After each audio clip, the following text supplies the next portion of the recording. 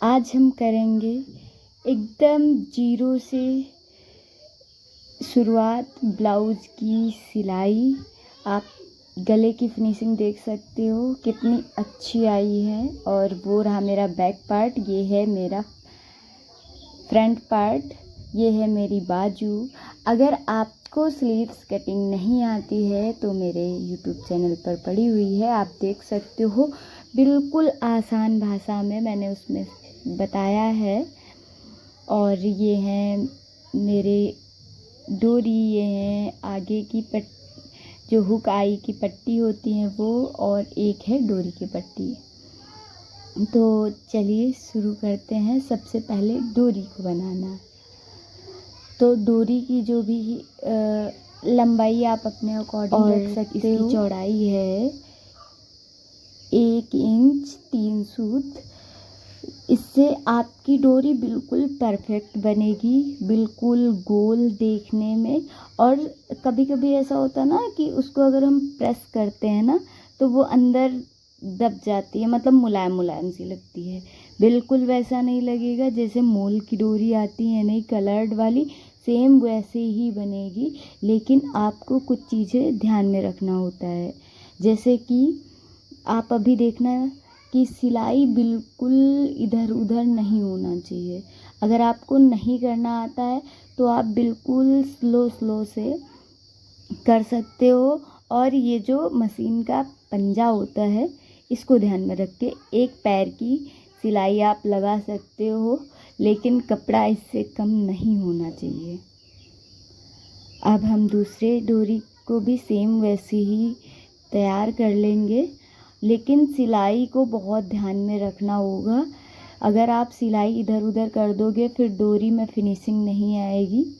अब हम सुई से ही पलटते हैं। अब कुछ लोग बोलेंगे इसमें टाइम बहुत लगता है, ज़्यादा नहीं लगता है। आप एक दो डोरी पलटोगे, बिल्कुल भी टाइम नहीं लगेगा। आप देख सकते हो मैंने इसमें स्पीड नहीं बढ़ाई है ज़्यादा, फिर भी कितनी फास्ट सारी चीज़ें हो जाती हैं। लेकिन थोड़ा सा आपको काम करना होता है। तो आप ऐसे सुई को अंदर पिरो के आप उधर साइड में निकालोगे, जैसे ही आपकी बहुत अच्छी डोरी पलट जाती है। और इसमें एक चीज़ और रहता है कि अगर आपको लंबी डोरी बनाना है ना तो आपकी बहुत अच्छे से बनेगी, वो भी विद फिनिशिंग। तो मैं तो यही सजेस्ट करूँगी कि आप सुई से ही बनाइए डोरी, सुई धागा से। लेकिन हाँ, याद रखना कि धागा जो है वो मजबूत होना चाहिए। मैंने तो सिर्फ इसमें 2 से 3 बार ही धागा को राउंड किया है। अगर आपका कमज़ोर धागा है तो प्लीज़ 5 से 6 बार कर लेना, ताकि बीच में डोरी टूटे नहीं। अगर टूट जाएगी तो डोरी किसी काम की नहीं रह जाएगी। ये इधर सुई निकाल लिया है मैंने। अब हम इसको पहले सीधा कर लेंगे, उसके बाद में किसी भी चीज़ में आप फंसा सकते हो। मैंने तो मशीन में ही फंसा लिया है, आप किसी भी चीज़ में फंसा सकते हो। फिर हल्का सा प्रेस करोगे, आप धागे को खींचोगे ना तो वो थोड़ा सा यहाँ पर जो गांठ होती है ना धागे की, वो थोड़ा सा फंसती है। और इसको सही से पकड़ कर आप निकाल दोगे तो आसानी से निकल आती है, कोई वो नहीं होता है। लेकिन हाँ, थोड़ा सा मजबूती से इधर फंसाना आपको होता है धागा। तो यहाँ पर थोड़ा सा गांठ जो है वो थोड़ा सा फंस जाती है। बाकी ये देखो, आप देख सकते हो कितनी स्पीड में डोरी बन गई है। और अभी हम आपको पास से दिखाते हैं कि कितनी गोल, और प्रेस करने से बिल्कुल भी दबती नहीं है डोरी। ये देखो, आप देख सकते हो।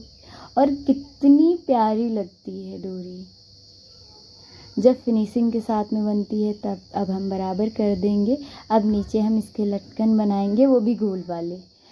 यहाँ पर आपको एक चीज़ और ध्यान में रखना होता है। अगर आप मेरे जैसे गोल लटकन बनाना चाहोगे तो यहाँ पर 1 से 2 बार मशीन को राउंड कर देना, ताकि जो कपड़ा है वो थोड़ा सा मोटा जैसा हो जाए।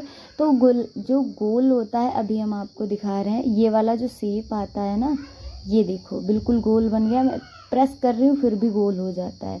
ये बिल्कुल गोल तभी होगा। और ये मैं हमेशा डबल लगाती हूँ। अगर आप सिंगल लगाते हो तो वो जो न कपड़ा निकल आता है तो फिनिशिंग नहीं आती है। आप डोरी देख सकते हो कितनी प्यारी बनी हुई है और काफ़ी यूनिक सा लगता है जब डोरी में फिनिशिंग होती है। अब हम आगे की प्लेट्स, जो पिछली वीडियो में मैंने दिखाया था ना कि प्लेट्स में कैसे डालते हैं, वो मैंने पहले बता दिया था। अब इसमें मेरा सारी चीज़ें तैयार हो गई हैं। अब हम आपको दिखाएंगे कि कैसे हम सारी चीज़ें बनाएंगे। पहले हम डोरी के बारे में बताया था, अब हम आपको बताएंगे कि ये जो आगे की पाइपिंग होती है ना, इसको परफेक्ट कैसे बनाएं। आप इसमें देख सकते हो, देखो सबसे पहले आपको आगे से थोड़ा सा हल्की सी प्रेस करना होता है, जो पट्टी होती है। आप नीचे का कपड़ा बिल्कुल भी नहीं खींचना और ऊपर का भी कपड़ा ऐसा नहीं है कि आपको बिल्कुल खींच के रखना है, बिल्कुल खींच के नहीं रखना है। आप वीडियो में भी देख सकते हो और ये सारी चीज़ें। और कभी कभी कुछ लोग बोलते हैं ना खींच के पट्टी लगा दो तो जो गला है वो इधर उधर नहीं होता है। नहीं भाई, इधर उधर गला तभी होगा जब आपकी परफेक्ट कटिंग नहीं होती है। इससे पाइपिंग से कोई मतलब नहीं होता है। तो मैंने पाइपिंग की जो पहली पट्टी थी वो मैंने लगा दिया है। अब हम आपको पाइपिंग कैसे बनाते हैं ये दिखाएंगे। अब यहाँ पर आपको पहले से ही प्रेस कर लेना है थोड़ा सा, ताकि जो पाइपिंग है वो बराबर बन सके। पाइपिंग में ज़्यादा कुछ नहीं ध्यान में रखना होता है, नीचे की जो पहली पट्टी लगाते हैं उसको बराबर लगाना होता है। और यहाँ पर अगर थोड़ा बहुत कपड़ा इधर उधर हो जाता है तो आपको बराबर ध्यान में रखना होता है कि हमारी जो पट्टी है वो बराबर बने। वो तो जाहिर सी बात ऊपर से दिखती रहती है, अगर आप थोड़ा सा ध्यान रखोगे तो बिल्कुल बराबर बनेगी। अभी हम थोड़ा सा पास से भी दिखा देंगे। ये देखिए कि मेरी पट्टी बिल्कुल बराबर है, मतलब जो मेरी पाइपिंग है ना उसका कपड़ा बराबर दिख रहा है। आप ये देखो, देख सकते हो यहाँ से बिल्कुल गोल, जैसे अगर धागा नहीं होता है मोटा वाला, सेम वैसा दिख रहा है। आप फिनिशिंग देख सकते हैं और जो बिल्कुल परफेक्ट बनता है ना ब्लाउज़, सेम वैसा लग रहा है। अगर आप छोटी छोटी चीज़ों का ध्यान रखोगे तो बिल्कुल अच्छा सा ब्लाउज़ बनता है। अगर आपको प्लेट्स डालने में प्रॉब्लम होती है तो प्लीज़ कमेंट करना, मैं आपको बता दूँगी। और बिल्कुल कैसे डालें, अगर सबसे आसान तरीके से मैं बताऊँगी, क्योंकि देखो इंची टेप से इधर उधर कैसे करना है ये तो सारी चीज़ें सभी लोग बताते हैं, लेकिन बिना इंची टेप के परफेक्ट कैसे डालेंगे तो वो भी मैं आपको बता दूंगी नेक्स्ट वीडियो में।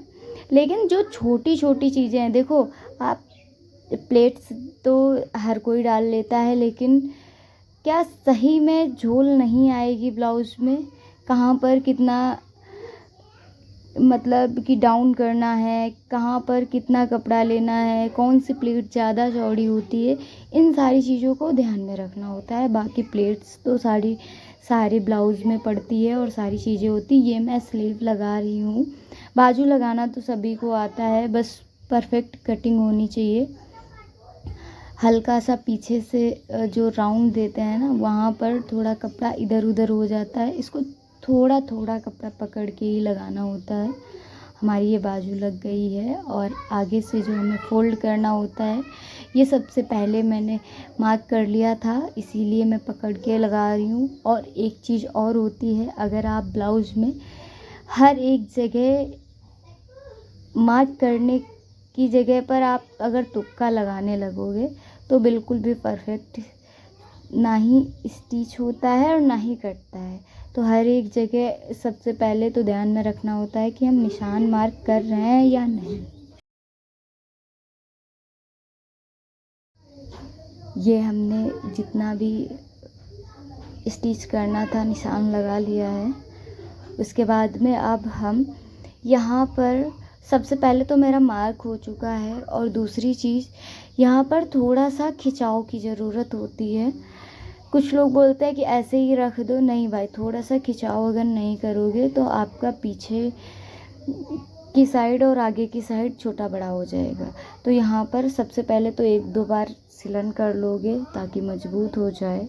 उसके बाद में आपको थोड़ा सा खिंचाव करके पीछे का जो पार्ट है उसको सही से रख के और आगे का पार्ट हल्का सा पुश करके अपने तरफ खींच के लगाओगे, तभी परफेक्ट जो हम बस बाकी कुछ नहीं होता, ना ही रिंकल्स पड़ेंगे ना ही कुछ होगा, बस आगे का और पीछे का भाग जो है वो थोड़ा छोटा बड़ा हो जाएगा। तो अगर आपको छोटा बड़ा नहीं करना है तो थोड़ा सा हल्का सा खींच के आपको रखना होगा, और बाकी कोई चीज़ नहीं होती है। जब आपकी कटिंग सही होती है तभी आपकी ब्लाउज में झोल नहीं आती है। बाकी कुछ महत्व होता है सिलाई का, लेकिन पूरा पूरा नहीं होता है। तो अगर आपको कहीं पर डाउट लगता है तो आप कमेंट बॉक्स में पूछ सकते हैं, मैं नेक्स्ट वीडियो उसी टॉपिक पे बना दूँगी। और अगर आपने यहाँ तक देखा है तो थैंक यू सो मच। और अभी तक आपने अगर सब्सक्राइब नहीं किया है तो प्लीज़ सब्सक्राइब करें, ताकि मुझे भी थोड़ा सा मोटिवेशन मिल पाए। Thank you so much. अभी हम आपको पलट के दिखाते हैं कि बिल्कुल सीधी सिलाई हुई है या नहीं। यहाँ पर हम डबल करेंगे ताकि नीचे से, यहाँ पर डबल करने का कोई वो नहीं रहता है, ऐसा नहीं होता है कि खुल जाएगी सिलाई, लेकिन डबल करने का ये मतलब ज़रूर होता है। अगर आपको डबल सिलाई नहीं डालनी है, आपने पहले से ही सारी चीज़ें माप लिया है, तो आपको 2 बार चलाने से ये हो जाता है कि आपकी बिल्कुल भी नहीं खुलेगी सिलाई। हम आपको भी पलट कर दिखाते हैं।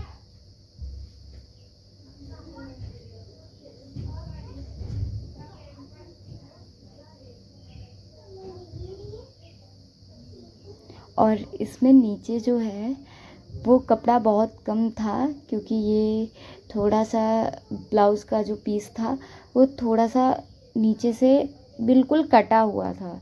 तो मैंने पूरा सारी चीज़ें सही से कट कर लिया, और नीचे वैसे फिर भी 1 इंच डाउन करना होता है, तो इसमें थोड़ा सा 2 इंच कपड़ा कम था तो मैंने ले लिया है। फ़िलहाल में अगर इसमें एक चीज़ और होती, अगर प्लेट्स बहुत पतली पड़ती तो इतना कपड़ा नहीं कम लेना होता है, लेकिन क्या ही फ़ायदा है जब ब्लाउज़ में अच्छी फिनिशिंग नहीं आए। आप देख सकते हो बिल्कुल भी कहीं पर कोई झोल नहीं है और बिल्कुल सीधी सिलाई दिख रही है।